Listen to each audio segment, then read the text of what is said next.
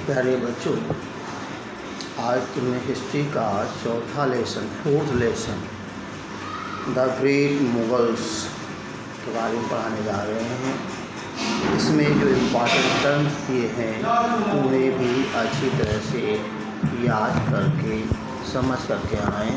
हम अभी आपको इंडिकेट कर रहे हैं। लिखा हुआ है वजीर। वजीर किसे कहते हैं?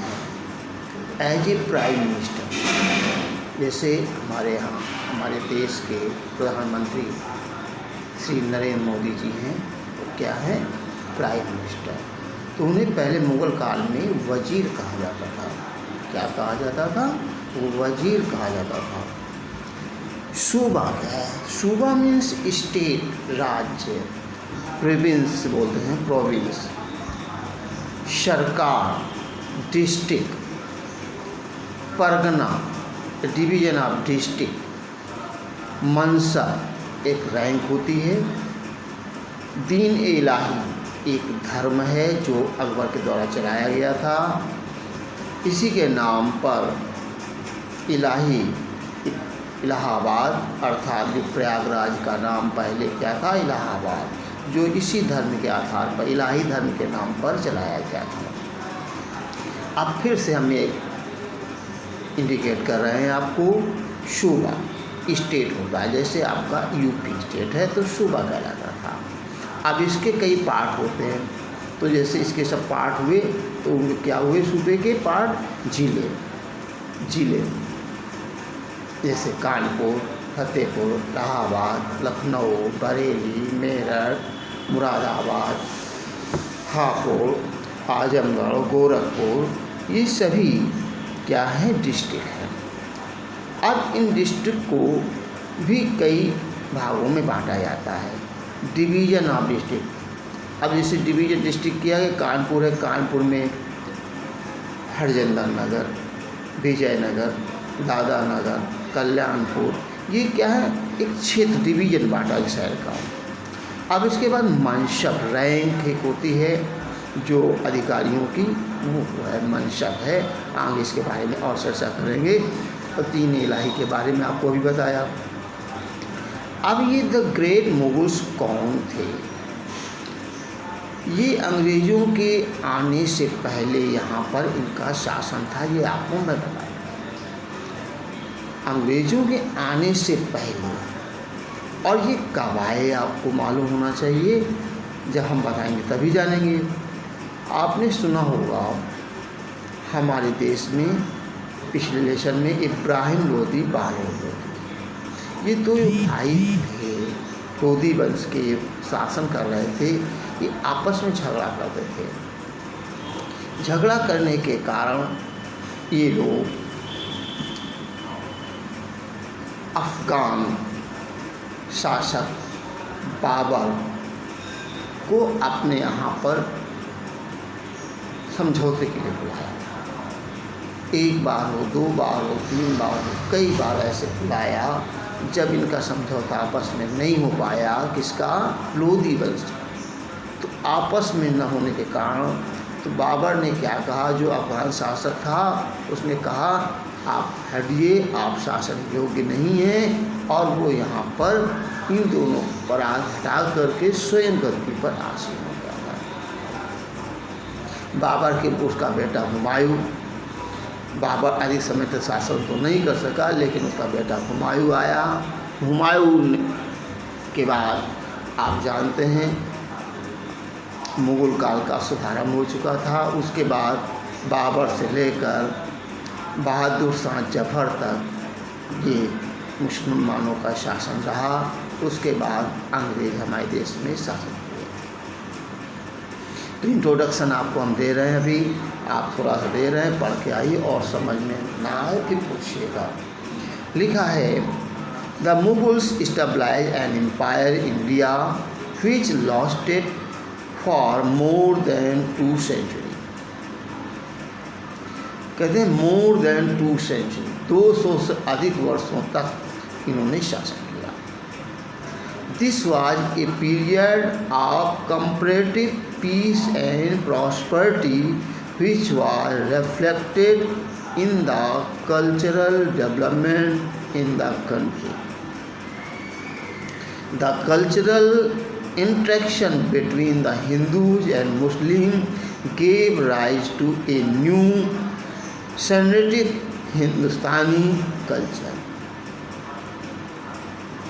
The Delhi Sultanate had begun disintegrating in the time of the Tughlaq itself. A number of independent kingdoms had already come up, and there was no united front which could withstand the foreign invasion.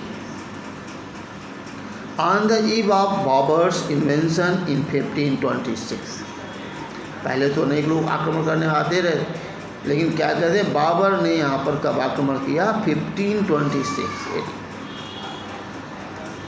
Ibrahim Lodi was ruling आ तरबलिंग दिल्ली सल्तनत। अभी आपको बताया था बालो Lodi, Ibrahim Lodi.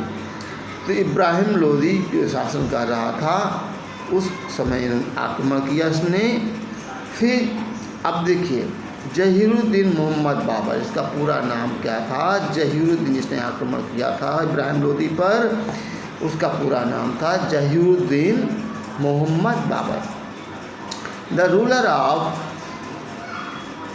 Fergana, Fergana लिखते हैं अफगान क्षेत्र का, ये small principality in Central Asia founded the Mughal empire in India. He had heard a lot about the fabled wealth of Hindustan when the local rulers invited him to come to India and defeat the Lodi. He grabbed the opportunity with both hands and defeated Ibrahim Lodi at Panipat in 1526. Later he defeated Rana Sanga of Mewar 1527 at Khanma, Medni Rai of Malwa 1528 and Mahmud Lodi 1529. He now commanded entire northern India. We come to know about his life and achievements from his autobiography Tuzke Babri. Tuzke Babri नामक में ये autobiography मेरे बाबा ने लिखी अपनी, उसमें इसका वर्णन पूरा विधिवत दिया गया है। और इसके बाद में आगे देखें, आफ्टर बाबर्स डेथ, बाबर की डेथ कब हुई? 1530। हिज एल्डेस्ट सन हुमायूं, उसका बड़ा बेटा बाबर का हुमायूं था, एसेंडेड था, सिंहासन पर बैठा। हिज ऑर्डर सन कामरान, उसका हिज अदर सन दूसरा कामरान था, Hitler and Askari were given charge of smaller area, inherited a large empire from his father which could not be consolidated due to the ultimately death of Babur. The Rajput and Afghans had not been crushed completely, while the nobles were also planning and plotting. His own brothers also wanted the throne. Beside Babur, Bahadur Shah, the powerful ruler of Gujarat and Malwa, was aiming to conquer Rajputana.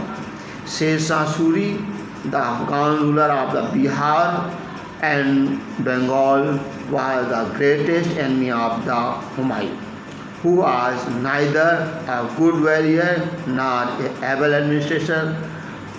He lost all his territories and had to live in exile for nearly 15 years. अब देखिए आपके सामने हुमायूं अनेक समस्याओं का सामना कर रहा था, भाइयों से, फिर बाद में और भी अफगान शासक थे, बिहार शासक शेर शाह सूरी, ये अनेक इनमी थे, इनके बावजूद उसने शासन किया।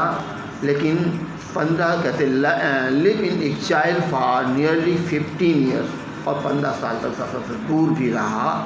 फिर उसके बाद कहते हैं शेरशाह सूरी गद्दी पर बैठा था। इसके बारे में कल बताएंगे।